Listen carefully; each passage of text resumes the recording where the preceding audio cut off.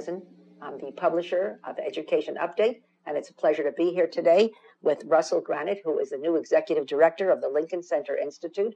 And it's an honor to be here with you today, Russell. So good to have you. Thank you very much.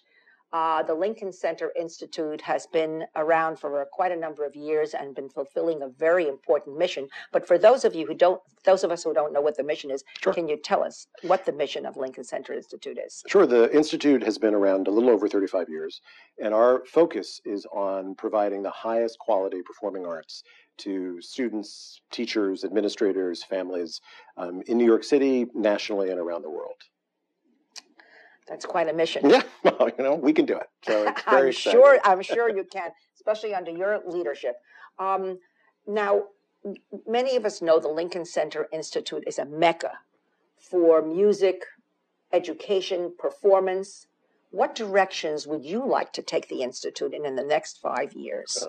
What is unique about the Institute is that we offer all 4 art forms. So we can work with schools and families and community members in dance and music and theater and visual art. And I think it's fair to say that one of the major challenges that public education is faced with today is the issues around access and equity. And our hope at Lincoln Center is that we can really broaden our audience to include families, students, teachers who wouldn't otherwise get here. So as I look at the 5-year plan, one of the things we're most interested in is trying to reach families and communities who really on their own would not get here. For lots of reasons. We know that 70% of the families in New York City who send their kids to public schools are living at the poverty line. That is a very high number. We want to help bridge those families to come here, and if that's not possible, we will take our programming and we will go to their community. Well, I think it's wonderful when you say you'll go to their community, because one of the people that we spoke with last year was Wynton Marsalis here at Lincoln Center as well. Terrific. Wynton Marsalis grew up in a family where he heard jazz, and there was music, there were instruments, and people coming into his home every day practically. Right. And he was surrounded and immersed in music. But for so many of the children you just spoke about, they don't have an opportunity. Right. So does technology play a role in perhaps coming to visit virtually the Lincoln Center Institute? And how do you plan to get the music out there to those children? Right. Well, you've asked a couple of questions. So, yes, I know. Part of the idea here is to look. Digital is something we're certainly beginning to look at seriously, and the idea of a digital field trip. What might it be like for a family that couldn't otherwise come here for lots of reasons? Maybe they're in a rural community in Middle America and they want to know what's happening at Lincoln Center.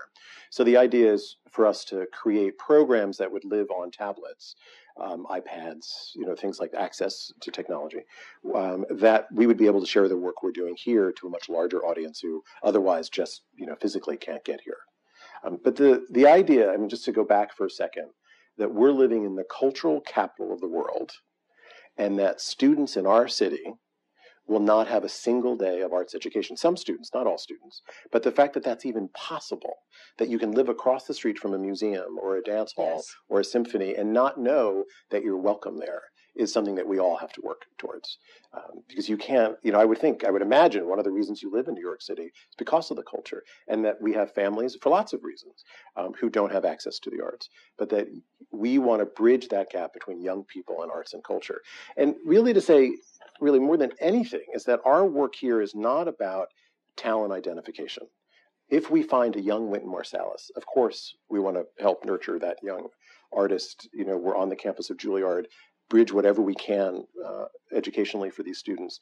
But it's really about the learning that takes place in an arts classroom, whether that be dance, music, theater, or visual art.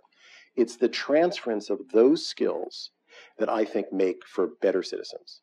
So the idea that the skills that you learn in an art class or a dance class is, I believe, and all of us here believe, that it's the transference of those skills to life. So it's not so much that we're creating young artists. We want to create young people to think like artists. Right.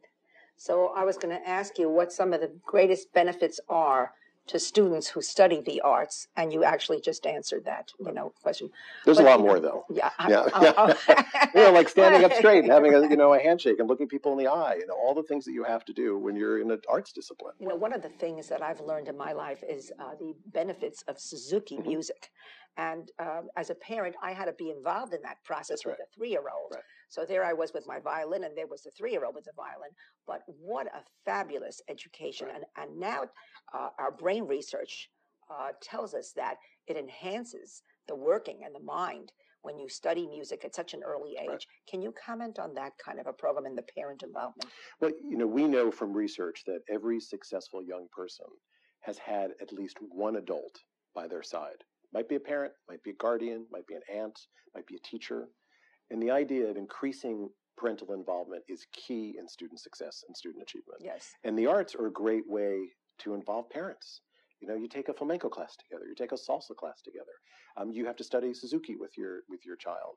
But elementary school, by and large, there's strong parental involvement in most communities. Middle school and high school is tough. Kids don't want their parents around. But as all the studies show that as your kids actually get older, you need to increase your parent involvement. So the arts are really a great way to involve parents in their child's education. So we spoke before about the great benefits of a music and art, an education in the arts. Correct. And if you can just encapsulate that for us again, yeah. What do you think are the greatest benefits of the arts in a student's life? It's exposure to the arts. I remember my first Broadway show, right? That moment in time, sitting in the audience watching Oliver will never, ever, nothing will take its place. So we have to remember both the intrinsic value of the arts and the extrinsic value. So if we look at just the value of art, just to be exposed to it, I wish that I could say I don't have to make any other case than the arts are important. Doesn't everybody realize that? But the fact is we have to make a case that the arts are important because we're in a critical time in education. Right. So the things that the arts do that, other subjects don't necessarily embrace in the same way is this idea of grit and perseverance. No one knows grit and perseverance more than the student who's studying the recorder or the violin. And you can't hide in a music class. So when a principal walks in and says, can you play your scales? You either know them or you don't. But if a student is writing, you don't necessarily know until you collect that work if the student is doing their work or not. And so the idea of the arts and the importance of the arts is really about follow through, working well with others, understanding there are multiple solutions to problems. The artist's mind is one that could benefit all of us. And, Daniel Pink, the writer, says that the new MBA is the MFA. And I love it. I would have to agree with that. I love that. Yeah. I recently listened to Elton John in concert in Nashville. Yeah. And I was just blown away by the talent of this man in writing lyrics and music and performing. Right. I mean, if that's what the arts brings to a person's life, how wonderful. And we have young...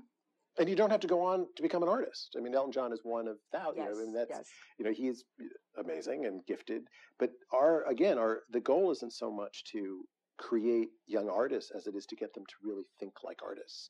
So even in Elton John, you wonder how he would do in business because he understands the complexities of the music world, as an example. So it's really, for us, it's looking at young people, giving them the skills to think like artists, to really, be great business people and scientists, and it's invaluable the many things that arts can give to young people. Right, and there have been analogies made between math and music over the years, and certainly that's something that's a linkage. But also, very basically, we know that attendance is higher in schools where the arts are happening. So if you look at Monday through Friday, there was a school in the Bronx. The arts were offered on Tuesday and Thursday. Those were the highest attendance days. That's very interesting. So, kids show up early and stay late for music, for dance, for theater. Yeah. I want to talk about your own music education. Could you tell us a little bit about that? Well, actually, I have more of a theater background than a music background. Okay. So I was the typical theater geek in school. It was a place where I felt very comfortable and really where I excelled. I was not a particularly good test taker, so I would not do well in the current climate of schools. Okay. But I did well in the arts. I loved, visual art. I loved music. I liked seeing dance more than performing in it. But theater for me was where I felt most at home. So did you do theater in high school, for example? I did. I actually did theater in high school, and after college, I went to conservatory. So I went to the London Academy of Music and Dramatic Art and studied classical theater there in their graduate program. Wonderful. So what are the memorable roles that you've done or something that you love? Well, in high school I was Hamlet, so, you go downhill from there. Right. So, that was probably the highlight of my career. But I get asked a lot, as a conservatory grad, what was it about that experience that has led you to running Lincoln Center's education program? And it's that idea of feeling comfortable talking in front of people, standing up straight, trying to be articulate as best you can. But it's those things that really, I don't know who I would be today or what I would be doing if I did not have that conservatory background. I went to a high school that had a strong arts program, but it wasn't an art school. I just wonder, and I know that what I learned in conservatory really led to me being successful in a career that was not performing. But all those skills have stayed with me. Who were some of your mentors? Oh, we had John Gielgud teaching us Shakespeare. Oh.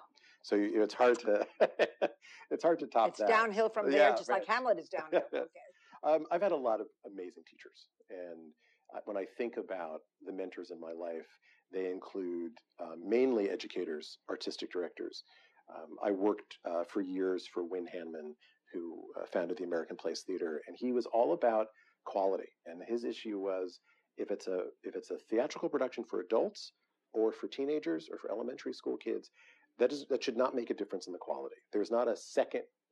We should have a second standard for a student audience. And he really stressed the idea of quality, and that good theater crosses all lines.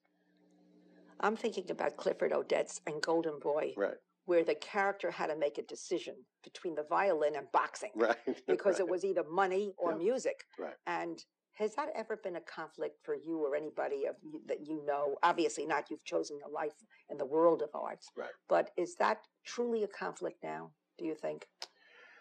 I would like to say no. I think that there are families out there who work very hard day in and day out to keep food on the table and a roof over their kid's head. And when they come home and say they want to be an actor, I'm not sure that's the first thing they want their child to do. I think they were aiming for sort of the doctor-lawyer route. But I think it's less. I do think more and more parents want their kids to be happy. But no, there are certainly, I come across some challenges around, the arts mean unemployment. Well, I'm a perfect example of the arts. It doesn't have to mean unemployment. Right. And that to be an artist in the 21st century means that you're going to do lots of things. You might be performing one year, you might be teacher next, you might be a teaching artist another time. Mm-hmm. But none of those things mean that you're less of an artist. And I think that's an important message to send to young people. Definitely. Talking about challenges, what are some of the challenges that you have faced along the way? I think we have to be careful not to walk into communities that are not our own thinking that we have the answers. And that, I think our work at its best is school reform. I really believe that. But we work in communities that are not the communities I grew up in. And we have to, and Lincoln Center, we have to be mindful that we're not going in saying, we're going to fix it, or we have all the answers. I think we have to be much more sensitive to the communities we work in. I'm thinking now about some of the accomplishments that you're proudest of. What would some of those be? In addition to my 4.5-year-old perfect daughter, is that? That's number one. That takes the time. Okay, good. As long as we have that covered. I would say that I have spent an entire career advocating for students with disabilities. I started as a teaching artist, and my first class was a group of 11 emotionally disturbed boys, and that really informed my career. And arts programs are expensive. Most of programs out there are subsidized, so it can be affordable for schools. But I would walk into schools and principals would say, look, for this program, I need you to work with as many kids as possible. So I'm going to put you in, the gifted and talented class, or I'm going to put you in the mainstream classrooms. When I saw groups of, 12 boys or 10 boys and girls who had, a disability or a classification of some kind, that the arts would have been perfect for them, because it's another way of reaching kids. I'm very much about entry points, and the arts are an entry point. Sports are an entry point. Foreign language is an entry point. And I think one of my greatest accomplishments is I never forgot that first class. In all of the positions I've ever had in the last 25 years, I've always ensured that kids with disabilities are included. Your thoughts really resonate with me, because I've spent many years dealing with families and children and teachers of special needs, or sometimes we say special talents. Right, exactly. Children. And I think that's such an important point that you make. And I've been amazed that, for example, if you look at the population of children that stutter, when they sing, there is no stammering and no stuttering, and I think that's absolutely incredible. And that's an example of, again, needs being addressed through the arts. How do we increase those programs, enhance those programs to those special populations? We have to be mindful of how we train artists going into the schools. So we have teaching artists here at Lincoln Center Institute that are at the top of their field in the arts. It's our job to make sure they're in the top of the field in education. And training around differentiated instruction, around disability is key. We have to, we can talk about disability, but the reality is every class has kids with disabilities in it. I happen to work in what was called self-contained classrooms, but you go to any general ed classroom, 10 to 15% of those students are going to have some sort of disability. So how do we prepare our artists to work in all classrooms? So I think that would certainly be sort of when I see sort of the next steps, I see that as being a very real next step. You said something so interesting in your TED talk. And I was listening to it, and it's a quote from Pablo Picasso, which I was most taken with. Every child is an artist. The problem is how to remain one when he grows up. Is there an answer? I think we can stop testing kids 6-7 hours a day. I think we can acknowledge the fact that creativity, imagination is key to success. We know that the workforce today, we know that there are jobs out there, but if you talk to the workforce, they will say that our graduates are not prepared for these positions because they're not thinking creatively. We're very good if there's one answer to a question. We're not as good if it's a multiple choice question. And we have to begin to look at the importance of creativity within K through 12 education and beyond. There was a professor walked into a kindergarten class and said, how many of you are artists? And every kid raised their hand. He went to a high school class and said, how many of you are artists? And not one kid raised their hand. We just beat it out of them. It's very sad. But if you've got 6 hours of test prep, you're not going to think that way. Absolutely. So we have work to do. I think the Department of Education is really trying. I think Lincoln Center Institute is one of many cultural institutions out there trying to fight this fight. But we'll continue to do it. It's key to the success of this country to have more people thinking like artists. I couldn't agree with you more. And I know that in the summertime, and I've been here to visit, you have teachers and principals coming from all over the world. That's right. And do you know how many you're going to have this summer?